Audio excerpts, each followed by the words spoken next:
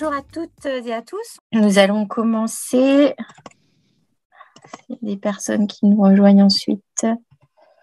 Nous prendrons en cours de route. Alors, bienvenue dans ce nouveau décryptage du mois, qui porte aujourd'hui sur les solutions et les accompagnements possibles pour les collectivités par rapport à l'arrêt du fioul, la flambée des prix de l'énergie, la dépendance au gaz, donc plein de questions d'actualité. Alors, juste avant de passer la parole, je voulais vous dire qu'il va y avoir une présentation d'environ 30 minutes et que durant cette présentation, vous pouvez poser vos questions dans l'onglet Q&R qui se trouve en bas, au milieu de votre écran, plutôt que dans l'onglet Discussion. Donc, dans l'onglet Q&R, vous pouvez poser vos questions au fil de la présentation et on les reprendra ensuite dans l'ordre pour y répondre. Voilà. Également, simplement, la présentation et le replay seront en ligne sur notre site internet. Vous recevrez un mail avec le lien suite au webinaire. Donc, je passe la parole à Jean-Luc Soblet, le directeur régional délégué de l'ADEME Bourgogne-Franche-Comté. Bonjour à tous. Là, on peut vraiment pas dire qu'on n'est pas dans l'actualité sur ce décryptage-là, puisque on est même sur l'actualité géopolitique, mais aussi réglementaire franco-français.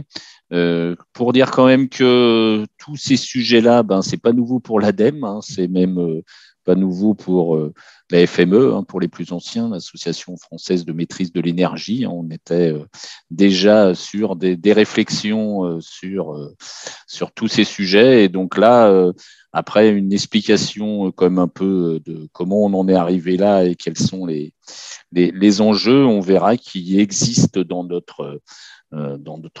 pour les collectivités des solutions. Et c'est Laura Rouvelin qui va nous présenter, qui est bien connue de la filière bois, mais qui est à l'ADEME depuis maintenant quelques mois, qui va nous présenter. Donc, je vais lui passer la parole avec confiance et puis on attend vos questions. Sachez quand même qu'au niveau national, pour soutenir toutes ces initiatives et toutes ces solutions, l'État a donné un supplément sur le fonds chaleur, qui est quand même notre grand outil pour tous ces sujets, de 150 millions pour 2022 et 150 millions pour 2023. Donc, c'est pas une histoire d'argent, c'est vraiment une histoire de volonté par rapport aux solutions que va vous présenter Laura. Voilà, à toi Laura. Bonjour à tous.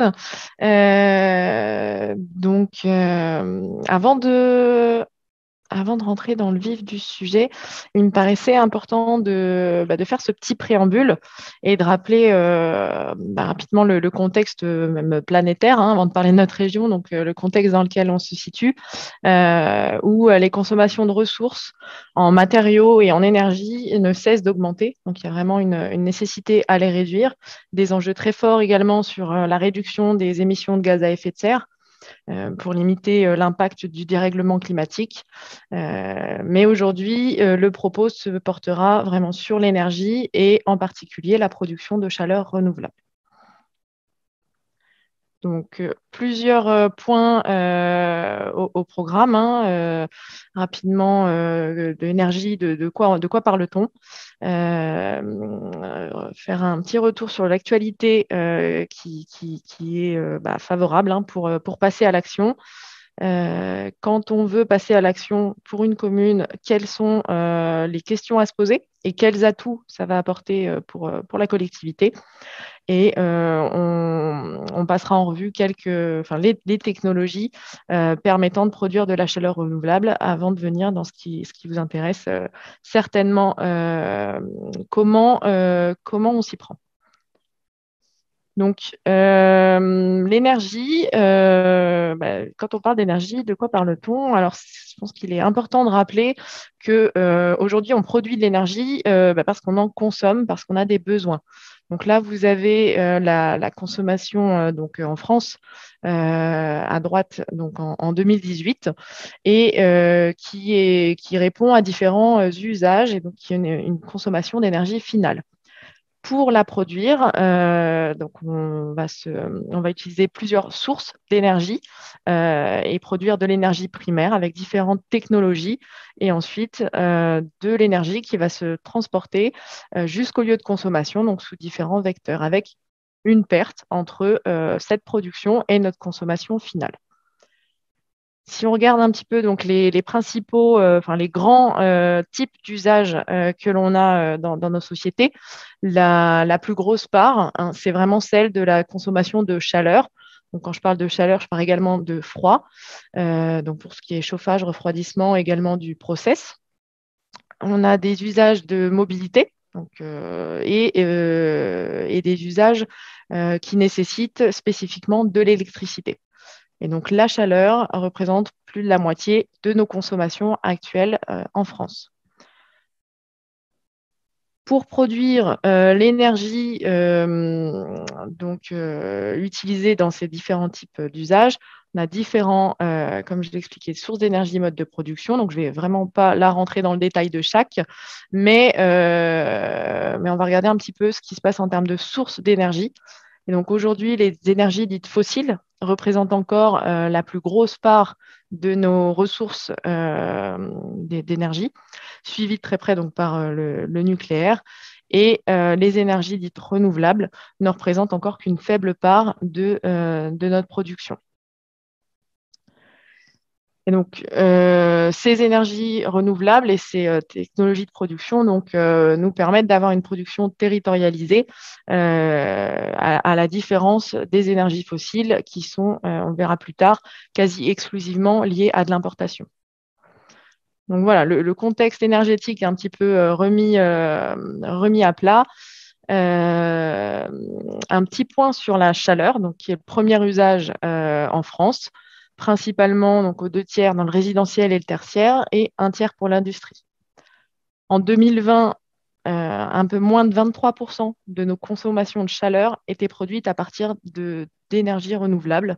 Et donc, on est bien loin des objectifs qui avaient été fixés pour l'horizon 2020, qui était 33%, à savoir qu'en 2030, la loi de transition énergétique par la croissance verte fixe ses objectifs nationaux à hauteur de 38%. Donc, il y a vraiment là encore beaucoup de chemin à faire pour atteindre ces objectifs. Et sans rentrer là dans le détail, ce n'est pas le sujet, mais ces objectifs réglementaires au niveau national sont ensuite déclinés en région et traduits localement à travers les différentes démarches pour la transition énergétique, qu'elles soient réglementaires ou volontaires. Si on regarde un petit peu maintenant ce qui se passe au niveau de notre région, donc la Bourgogne-Franche-Comté, en termes de production d'énergie renouvelable, donc là, tout usage confondu, on avait en 2019 un peu moins de 13% de nos consommations finales d'énergie qui étaient produites à partir de renouvelables. Sur ces sources d'énergie renouvelable, le bois énergie représente les 2 tiers de la part, ce qui est bien plus qu'au niveau français et ce qui s'explique par le fait que nous sommes une région très forestière avec une ressource présente. Et donc là, le diagramme présente les différentes parts de sources d'énergie renouvelable avec entouré en rouge les principales sources permettant de produire de la chaleur, sujet sur lequel va porter la suite de mon intervention. Donc, comme le disait Jean-Luc, on connaît actuellement une actualité qui nous conforte dans le passage au fait de passer au renouvelable, et avec tout d'abord des obligations réglementaires. En juillet 2022, va être mis en application un arrêté qui concrètement viendra interdire l'utilisation du fioul et du charbon pour les installations de production de chauffage, puisque le but de cette loi, c'est de décarboner la production de chaleur dans les bâtiments et elle exclut les chaudières qui émettent plus de 300 grammes de CO2 par kilowattheure. Donc, de fait, ça exclut le fioul et le charbon. et ce, pour tout type de bâtiment et tout type d'usage. Un autre décret qui a été validé en janvier 2022 et qui va être mis en application en juillet 2022, donc on est vraiment là dans du très, très, très court terme, c'est le décret tertiaire qui oblige à classer systématiquement les réseaux de chaleur publics. Donc concrètement, ça veut dire que pour tout bâtiment avec un minimum de besoin de chauffage, lorsque l'installation de production d'énergie devra être renouvelée, si le bâtiment se situe à proximité d'un réseau de chaleur alimenté en majorité par des énergies renouvelables, il y aura l'obligation pour ce bâtiment de se raccorder au réseau. Donc là, on voit que c'est des échéances à très court terme et j'insiste vraiment sur la nécessité pour les communes qui disposent d'installations de fuel ou de réseaux de chaleur, de vraiment anticiper.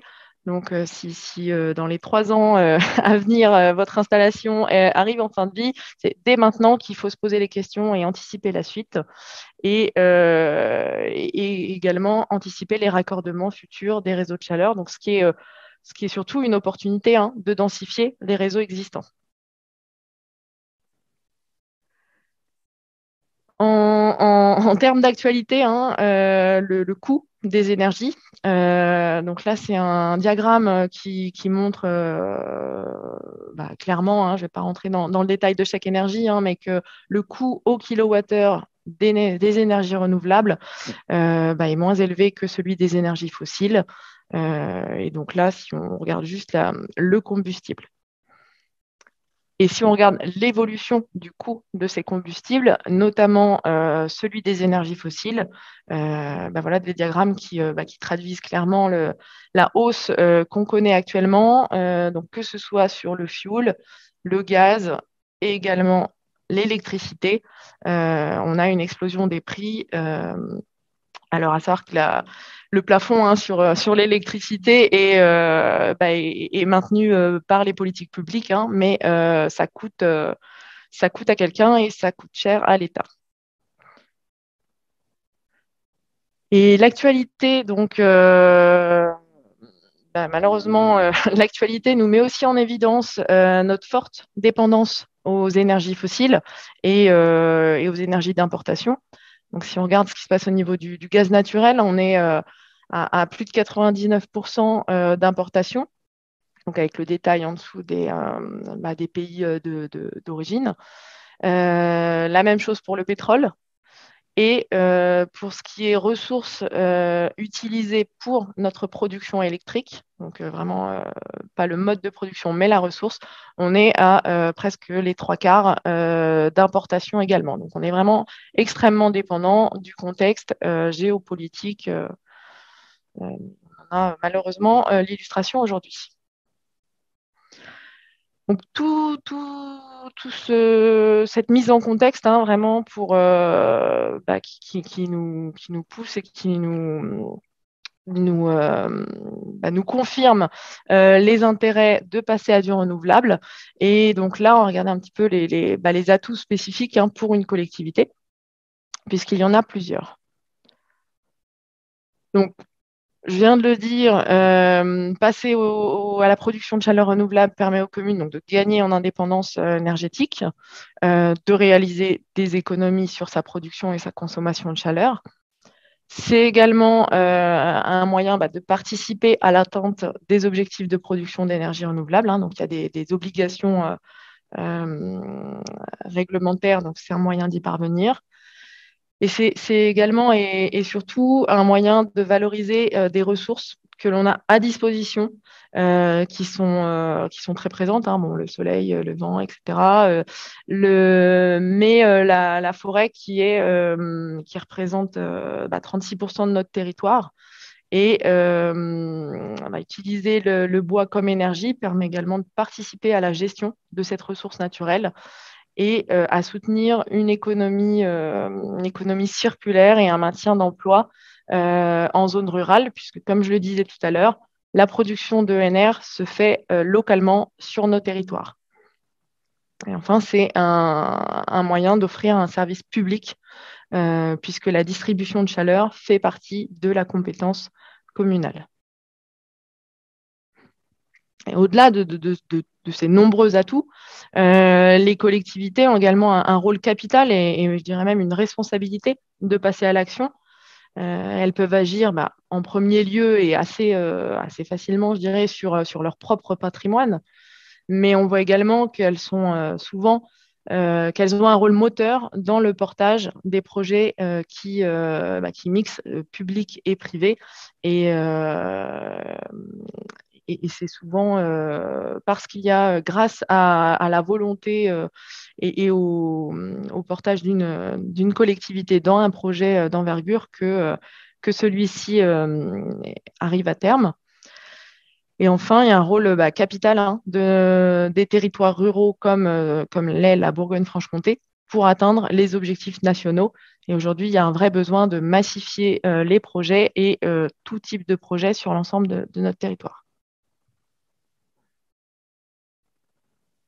Alors aujourd'hui, une commune qui veut passer à la production de chaleur renouvelable et se passer au maximum des énergies fossiles, il y a tout un tas de questions à se poser vraiment en amont pour bien préparer son projet.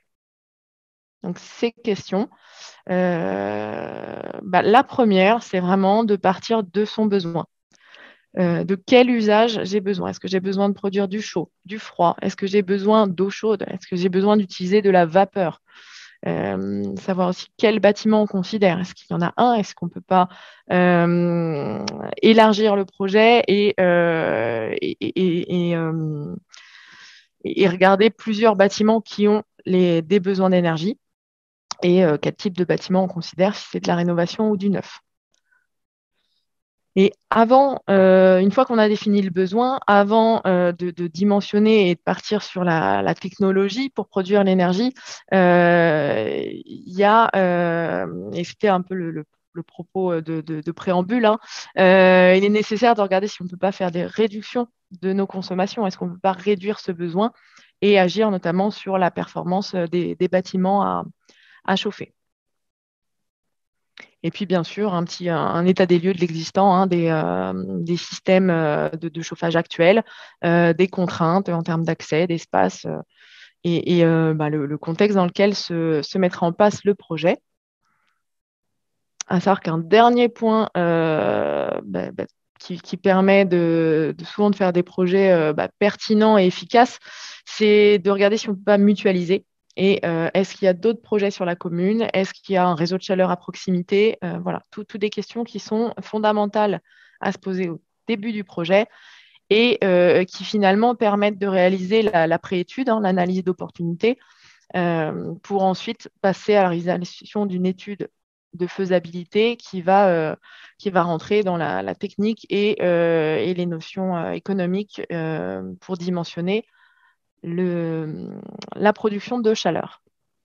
Et donc, on le verra plus tard sur ces premières étapes.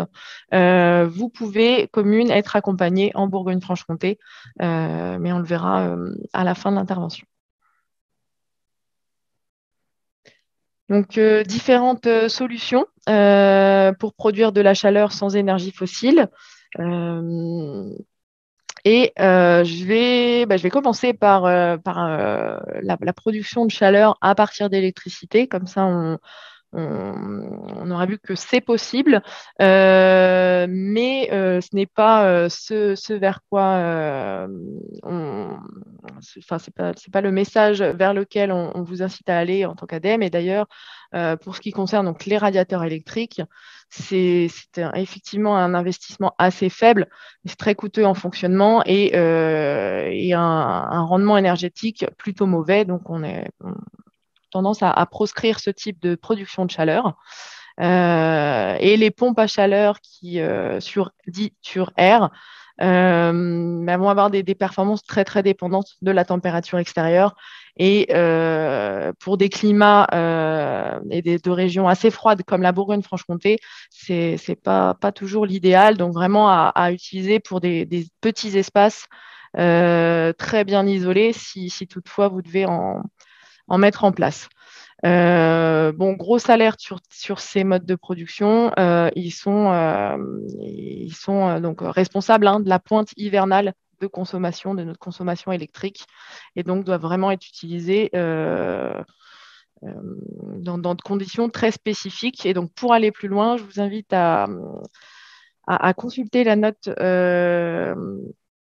spécifique sur cet enjeu, sur notre région, et voir les différents points d'alerte et comment utiliser ces appareils si le besoin y est. Et là, on va rentrer dans les différentes technologies qui sont beaucoup plus performantes et renouvelables. Donc, la production de chaleur et de froid à partir de la géothermie dite de surface et d'électricité, puisque c'est une solution qui consomme également de l'électricité. Donc, elle permet de fournir de l'énergie dite à basse température, donc de l'eau chaude, mais également du froid. Et elle est particulièrement adaptée pour des usages, pour des besoins importants de chaleur, mais de très basse température. Donc, on dit de géothermie de surface, puisqu'on va chercher les calories dans le sol dans une surface inférieure à 200 mètres de profondeur, et des températures plutôt faibles, inférieures à 30 degrés. Et donc là, il va y avoir besoin, une fois qu'on allait chercher ces calories dans le sol via différents captages, donc différentes sondes, il y a nécessité d'utiliser une pompe à chaleur pour amplifier l'énergie du sol et la fournir dans le bâtiment. Et donc, c'est cette pompe à chaleur qui va utiliser de l'électricité. Plusieurs avantages à cette technologie. C'est une ressource qui est disponible, qui est sous nos pieds. Une installation qui, une fois mise en service, est très discrète et qui permet de fournir du chaud et également du froid. Des questions spécifiques à cette technologie. Et la première, c'est a-t-on besoin de froid? Parce que si ce n'est pas le cas, c'est peut-être pas la solution vers laquelle se diriger en premier lieu. Et gros point de vigilance, déjà sur les contraintes réglementaires du sous-sol, mais également sur le dimensionnement et la performance de l'installation, puisque si elle est utilisée dans des conditions pas adaptées, un bâtiment non performant notamment, il y a le très gros risque de surconsommer de l'électricité, et donc là, on n'est pas dans l'utilisation optimale de cette technologie. La production de chaleur à partir donc de l'énergie solaire, donc ce qu'on appelle le solaire thermique, c'est une technologie qui permet de fournir tout niveau de température, avec des capteurs qui seront adaptés en fonction du besoin, et qui s'adaptent à tout type et taille de projet. Par contre, elle nécessite des usages de la chaleur toute l'année, puisqu'on va produire tout au cours de l'année. Et donc, comme pour la géothermie, est particulièrement adaptée pour des usages importants de chaleur à très basse température. Également, une ressource gratuite, inépuisable, locale, et un large spectre de températures produites et donc d'usage. Des questions spécifiques. Alors, d'une manière générale, comme je le disais tout à l'heure, la première question à se poser, c'est: y a-t-il d'autres sources de production à proximité? Y a-t-il possibilité de mutualiser? Ça, c'est vraiment quelque chose à se poser dès le début. Donc, la question de l'ensoleillement, évidemment. Et en termes de vigilance, pour toutes les technologies, le dimensionnement est fondamental pour la performance de l'installation. Également, la définition du besoin, puisqu'il y a, en fonction du profil d'usage de l'énergie et des besoins, il y aura un dimensionnement très spécifique. Et enfin, la production de chaleur à partir de biomasse, donc ce qu'on appelle également le bois énergie, qui est, comme je le disais tout à l'heure, la première source d'énergie renouvelable en France et sur la région, permet de produire tout niveau de température, et donc est adaptée à tout type de bâtiment et tout type d'usage. Elle peut répondre à un besoin dédié ou alimenter un réseau de chaleur. Et il y a une diversité de combustibles qui va permettre de s'adapter à la technologie et à la taille et à l'utilisateur. Donc, plusieurs avantages, une ressource locale, naturelle, et une filière d'approvisionnement en combustible qui est présente sur notre région et qui est structurée pour répondre aux différents besoins. Et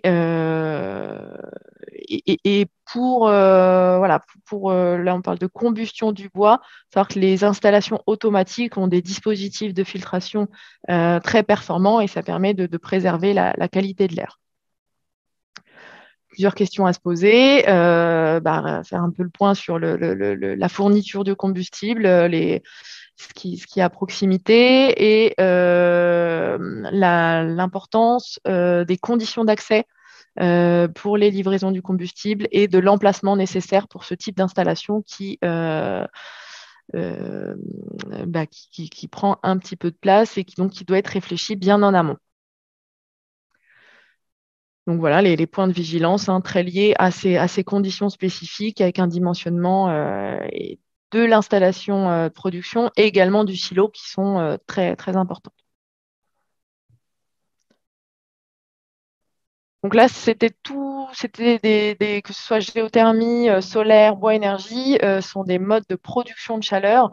Mais le message important, c'est vraiment si on peut, de mutualiser et pourquoi pas de créer ce qu'on appelle des réseaux de chaleur où il y aura une ou plusieurs unités de production qui vont alimenter différents bâtiments pour différents usages.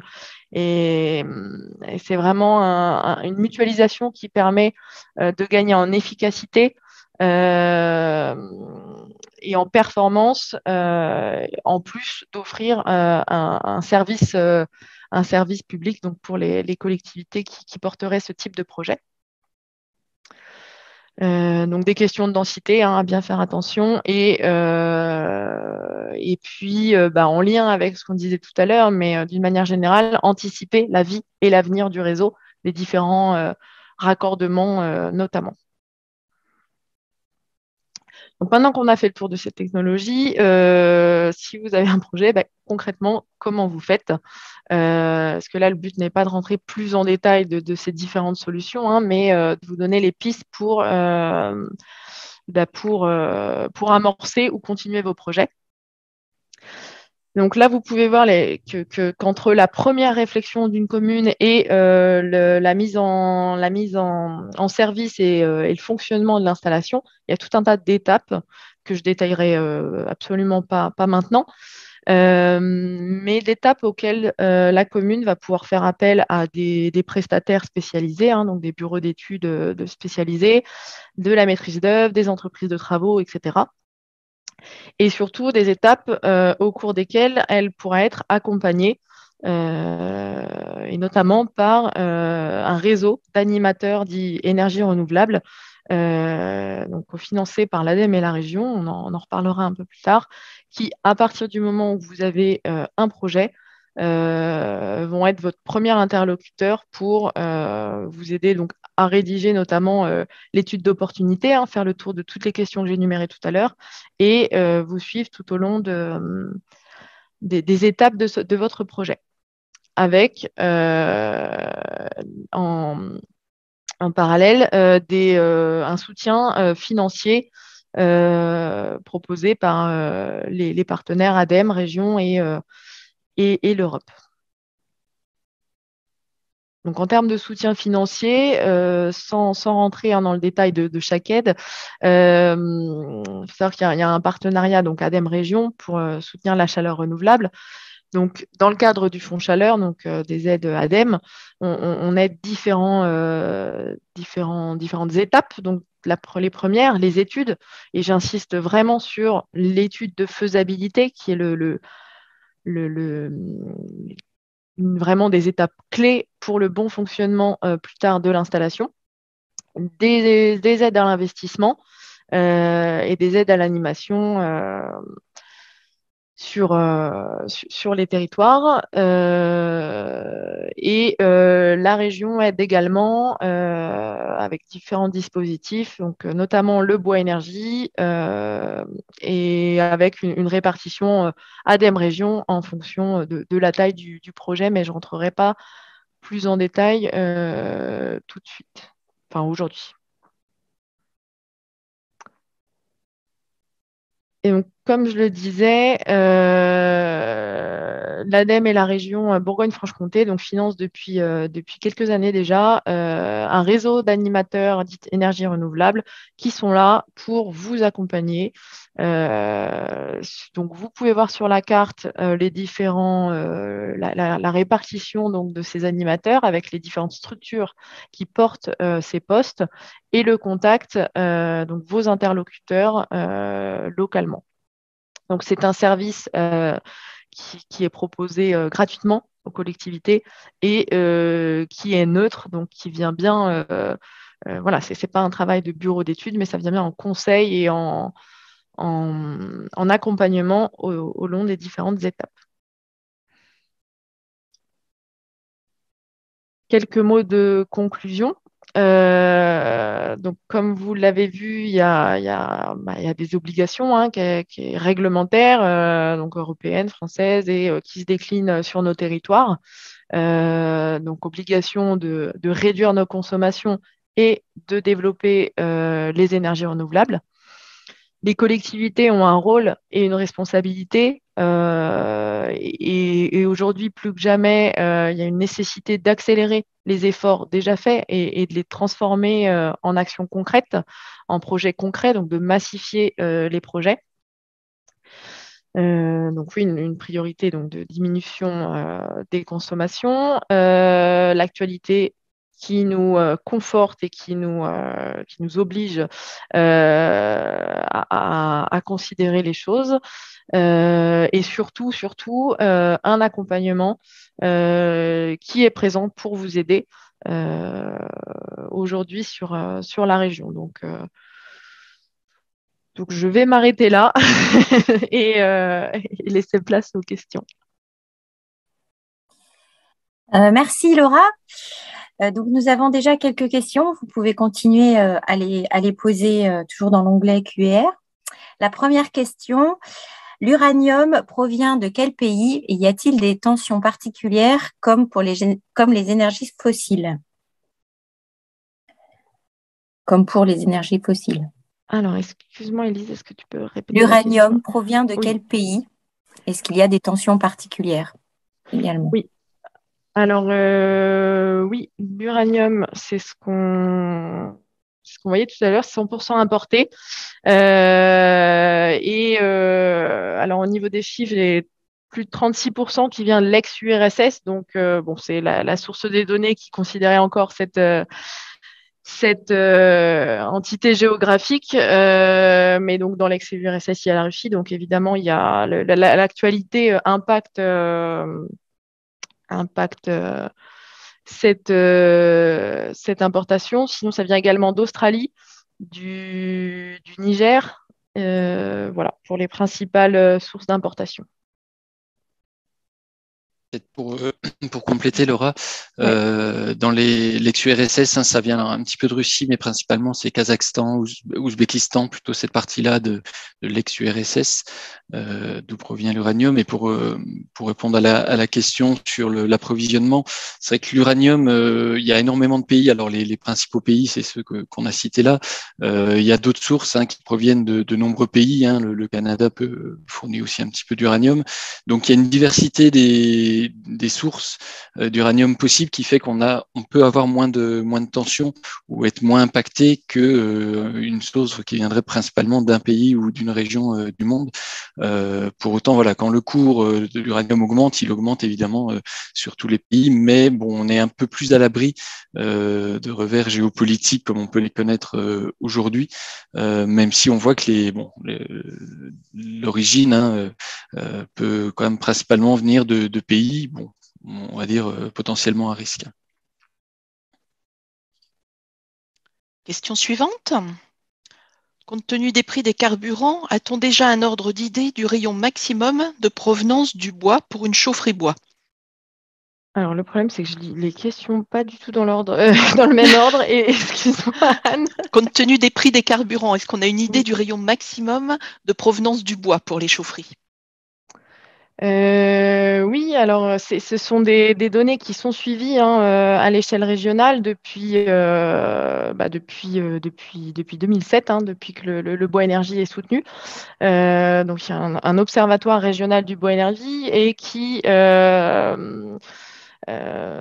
justement interroge tous les fournisseurs de combustible bois énergie. Et donc, sur le bois déchiqueté, la moyenne, le rayon moyen de livraison actuel sur la région est en dessous de 50 km. Donc, c'est un rayon de livraison qui est local. Alors, c'est pas ce 50 km, ce n'est pas une obligation réglementaire, ce n'est pas, c'est le constat de ce qui est fait sur notre région. À savoir que sur du bois, notamment le bois déchiqueté, en termes de transport, on va transporter du bois, mais également de l'humidité et beaucoup de vide. Et d'une façon générale, de manière économique, parcourir une trop grande distance avec ce type de combustible et devient aberrant en termes économiques également. Donc, le rayon est très local. Alors, question suivante. Les chaufferies bois doivent-elles être implantées loin des habitations pour le problème de bruit, voire de circulation des véhicules? Alors, le fonctionnement d'une chaudière bois, donc la chaudière est dans une chaufferie, etc. Donc, en termes de bruit de fonctionnement, normalement, il n'y a pas tellement de nuisances. L'impact des livraisons peut être une nuisance, mais c'est bien pour ça que les conditions d'accès et de livraison sont des éléments clés de l'étude. Par contre, la chaufferie bois est un mode de production qui doit être proche de la consommation et du besoin. Et même si dans le cas d'un réseau de chaleur, par exemple, la chaufferie ne se situe pas tout de suite accolée au bâtiment, dès lors qu'on parle de chaufferie de bâtiment dédiée, non, la chaufferie est accolée au consommateur. Question suivante. Les scénarios de température futures augmenteront les besoins de froid pour un confort d'été convenable dans les bâtiments. Est-il préférable de développer la géothermie ou les climatiseurs en association au bois énergie? Je dirais que c'est vraiment à étudier au cas par cas. Et donc la question, oui, du froid est la première à se poser. Donc, a-t-on des besoins de froid? Je pense que c'est le rôle de l'étude de faisabilité de répondre à ces questions-là et de pouvoir apporter une solution performante. Ça, c'est vraiment l'enjeu. Qui puisse, dans l'idéal, produire un maximum d'énergie renouvelable, utiliser, si on peut se passer du fossile totalement, le faire et oui, mixer les énergies renouvelables sur un même projet est tout à fait envisageable. Après, il y a vraiment un rapport entre la technologie, l'économie et à faire, et c'est pour moi l'enjeu des études de faisabilité notamment. Alors, je n'ai pas compris pourquoi le solaire thermique est utilisable pour les très basses températures, alors que les températures produites vont de 30 à 800 degrés, vapeur surchauffée. Je peux éventuellement répondre, Laura, sur le solaire thermique. Là, on parle bien de solaire thermique pour le chauffage de bâtiments ou pour la production d'eau chaude sanitaire. Donc, les technologies qui sont mises en place sur du solaire thermique dans ce but-là, on est plutôt sur de la basse température et surtout avoir une meilleure efficacité du système quand on va être sur un chauffage basse température. si on va être sur un chauffage haute température, on aura bien moins d'apport solaire et besoin de compléments, alors que sur un basse température, on aura un rendement et puis une production solaire vraiment optimisée par rapport à ça. Après, sur des process industriels ou autres, on peut avoir d'autres technologies où en effet, on va pouvoir monter en température la chaleur de l'eau et puis éventuellement l'utiliser différemment. Mais pour le chauffage bâtiment ou l'eau chaude sanitaire, on va être sur des régimes de basse température. Question suivante. On parle de production de chaleur, mais cela ne doit-il pas être inscrit dans le cadre d'une rénovation globale par bâtiment pour bénéficier d'aides financières? Oui, je comprends bien l'enjeu de la question et en effet, c'est bien ce que la question de réduire le besoin, puisque c'est là l'enjeu. Donc c'est bien ce que je disais, ce que je disais dans mon intervention que la première question à se poser est de la possibilité et de réfléchir à diminuer ce besoin et donc à agir sur le bâtiment. C'est quelque chose qui fait partie et qui est à étudier dans le cadre des études de faisabilité. La première des choses à regarder avant de dimensionner l'appareil, c'est quel est le besoin du bâtiment et voir s'il n'y a pas des actions à faire sur celui-ci. Donc, il y a des préconisations qui peuvent être faites à ce stade du projet. Après, je dirais que l'un ne va pas sans l'autre, c'est-à-dire que de conditionner le passage aux énergies renouvelables à partir du moment où tous les travaux de rénovation nécessaires auront pu être faits risque de finalement pousser le porteur du projet à partir sur d'autres solutions qui ne seront pas renouvelables. Donc, c'est vraiment deux batailles à mener de front. Alors, la question suivante. Alors, tout d'abord, on nous demande si on peut avoir le PowerPoint de présentation. Donc, ça, oui, il sera mis en ligne et vous allez recevoir suite au webinaire un mail avec l'adresse. Vous pourrez le trouver. De toute façon, ça sera sur notre site internet. Alors, la question. Un élu nous a déclaré qu'il était interdit d'installer des chaudières à granules de bois dans les ERP. Est-ce vraiment le cas où les chaufferies bois peuvent-elles être installées dans tous les bâtiments d'une collectivité ? Oui, du coup, je vais peut-être répondre sur ce point-là. Alors, il y a pas de contre-indication particulière sur l'installation de chaufferie bois dans un bâtiment ERP. Il y a des contraintes obligatoires de termes du type porte-coupe-feu, etc., comme dans tous les bâtiments, mais en tout cas, c'est tout à fait envisageable. Il faut juste respecter les réglementations en place, et donc il n'y a pas de souci particulier là-dessus.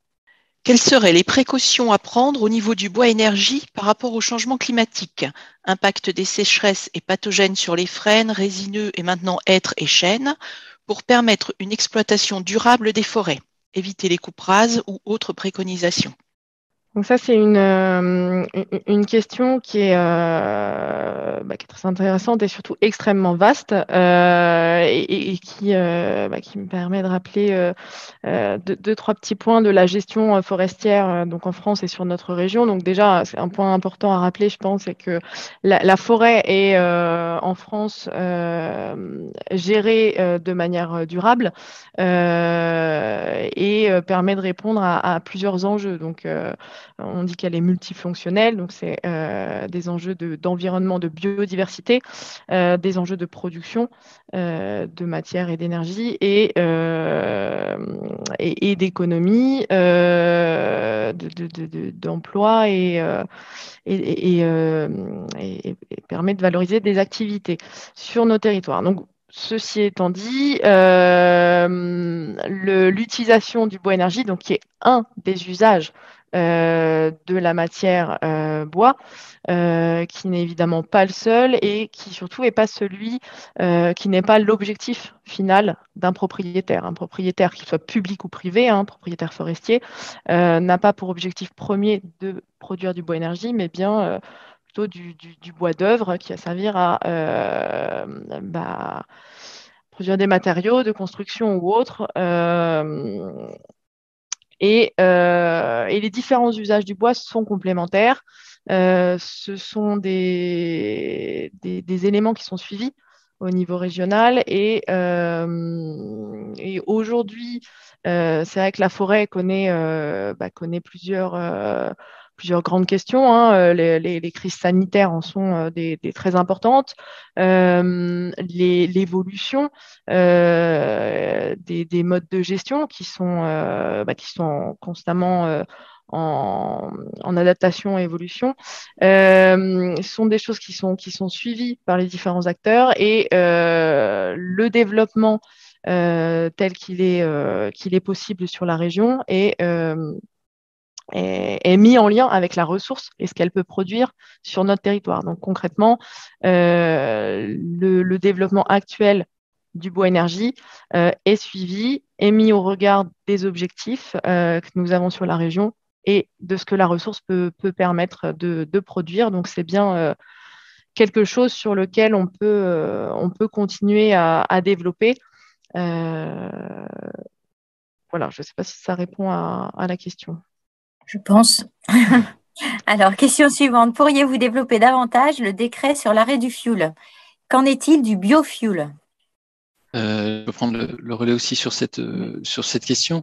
Alors le décret arrêt du fioul, vous pourrez aller voir le détail qui est disponible, mais en gros à partir de juillet, c'est pas un décret sur l'arrêt du fioul, c'est comme Laura l'a dit, l'interdiction d'avoir une production de chaleur qui émet plus de 300 grammes de CO2 par kilowattheure, ce qui de fait exclut du fioul traditionnel et du charbon.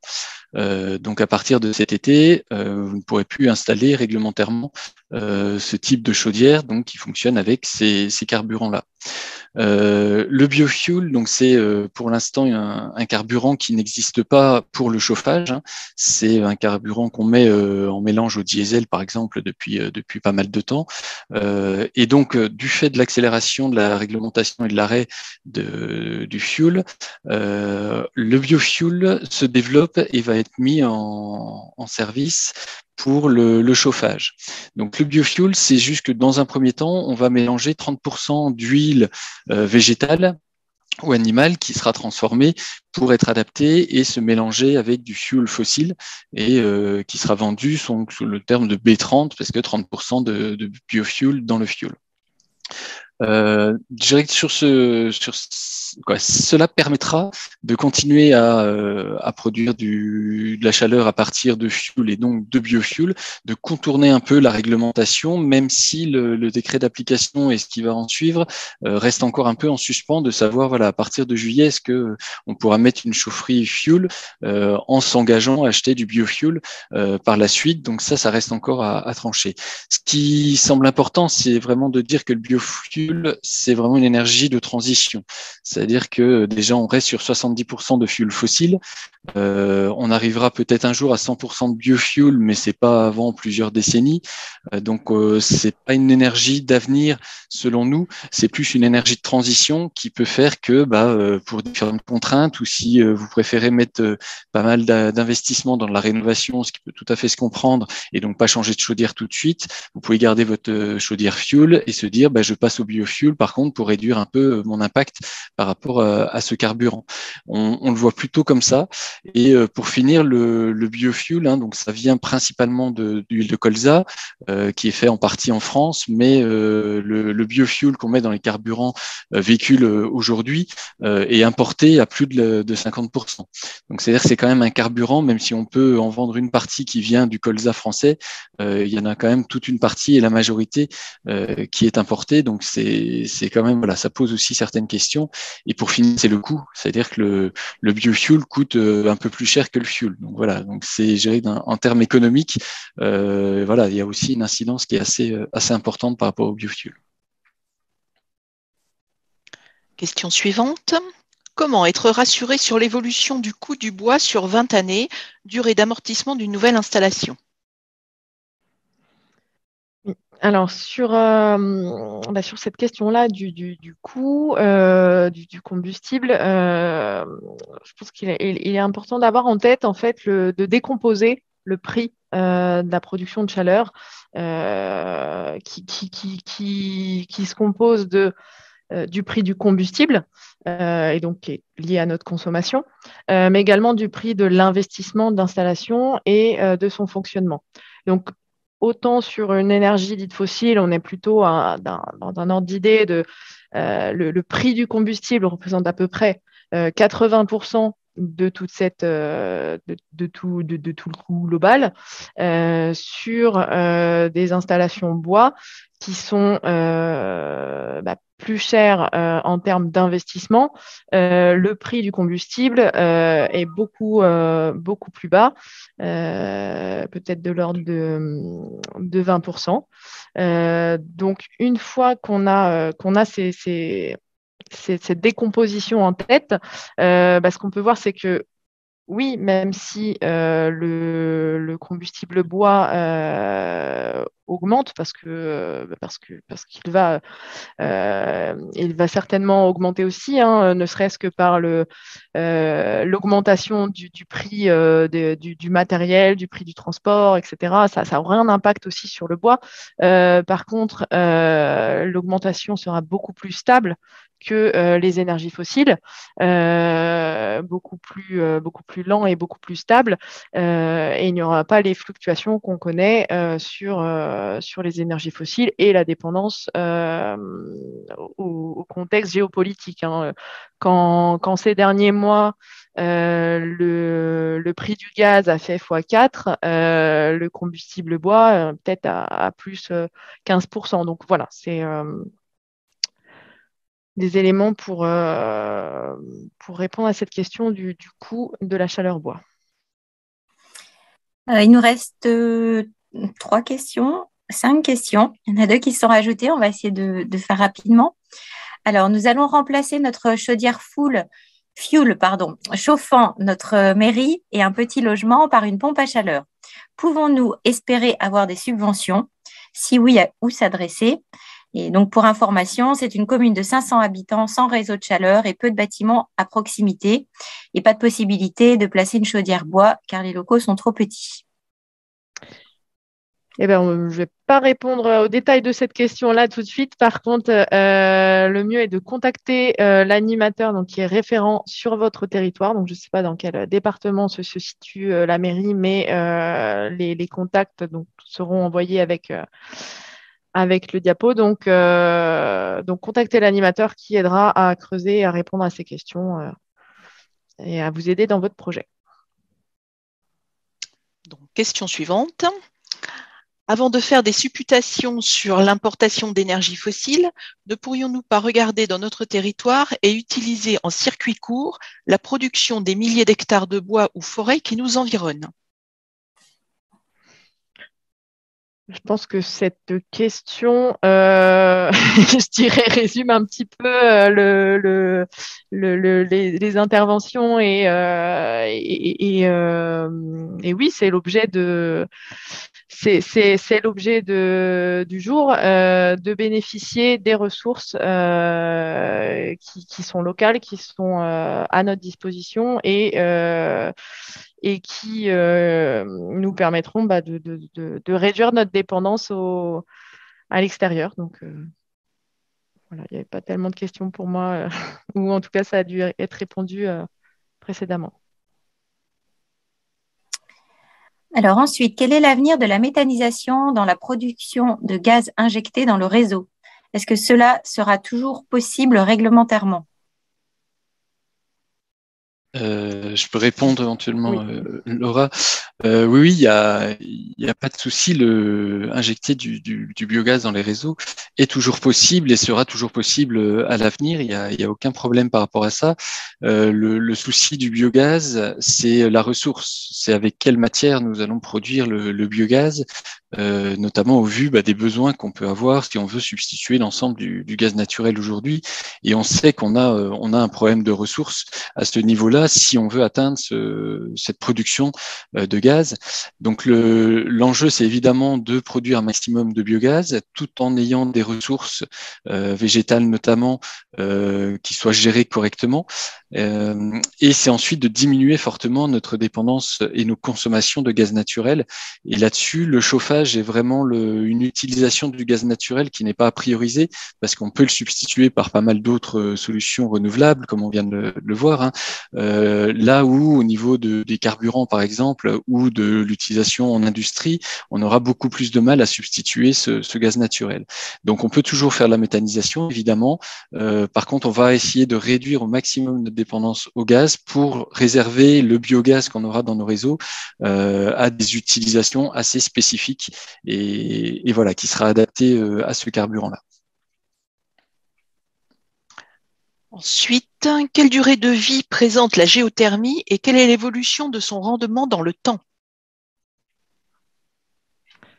Alors, je vais commencer à répondre. Bertrand, je te laisserai continuer si besoin, compléter.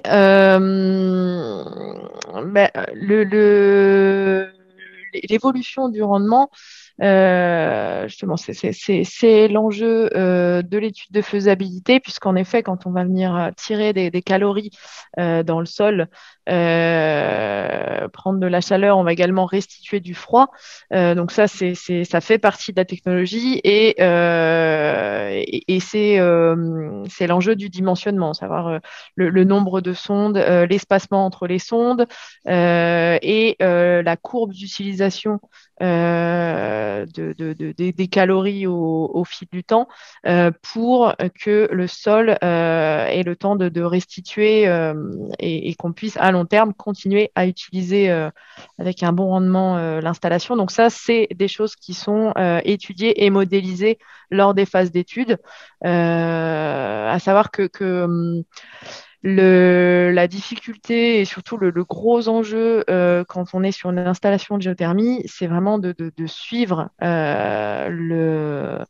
la performance de son installation à long terme, puisque quand celle-ci, si toutefois celle-ci est défaillante, l'électricité prend le relais et si on n'a pas un suivi fin de son installation, il est possible de pas tellement s'en rendre compte et du coup de pas utiliser l'énergie qu'on souhaitait au départ. Donc c'est un gros point de vigilance sur ce type d'installation, alors qui est valable pour toutes les installations d'une manière générale, mais particulièrement sur celle-ci.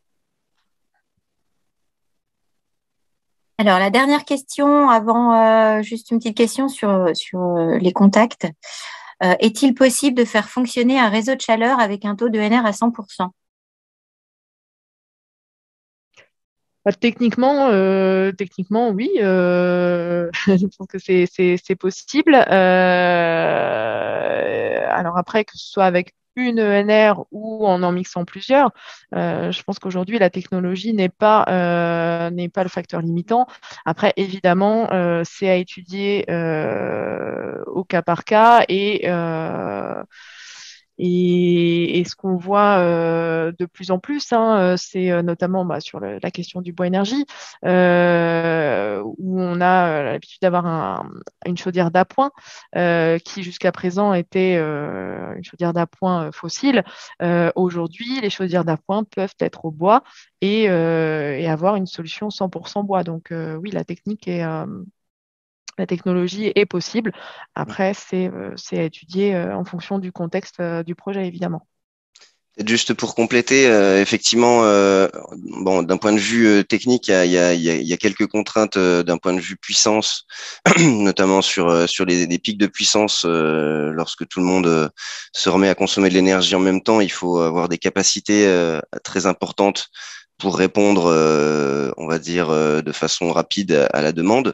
Donc ça, c'est quelque chose qui est un peu gênant, ou en tout cas qui nécessitera la mise en place de grosses puissances pour des temps assez réduits de fonctionnement. Donc, si techniquement ça peut se faire, derrière ça nécessitera des investissements assez lourds et qui peuvent économiquement être un peu difficiles à amortir, on va dire. Donc, c'est pour ça que pour des réseaux de chaleur urbains assez importants, enfin de taille assez importante, ce sera assez compliqué d'arriver jusqu'à 100%. Alors, ENR, en tout cas, d'un point de vue récupération de chaleur des incinérations et chaufferie biomasse, il restera souvent une petite part de gaz. Après, le gaz, effectivement, pourra être en partie renouvelable. Donc, on pourrait tendre de cette façon-là à du 100% renouvelable. Pour des plus petits projets ou des plus petits réseaux en milieu rural, effectivement, là, ça se fait de plus en plus. Après, voilà, la question économique est à bien vérifier dans la phase de faisabilité pour ne pas non plus utiliser avoir des grosses puissances qui sont non utilisées trop souvent dans l'année. Voilà. Très bien, merci pour toutes ces questions et pour toutes ces réponses.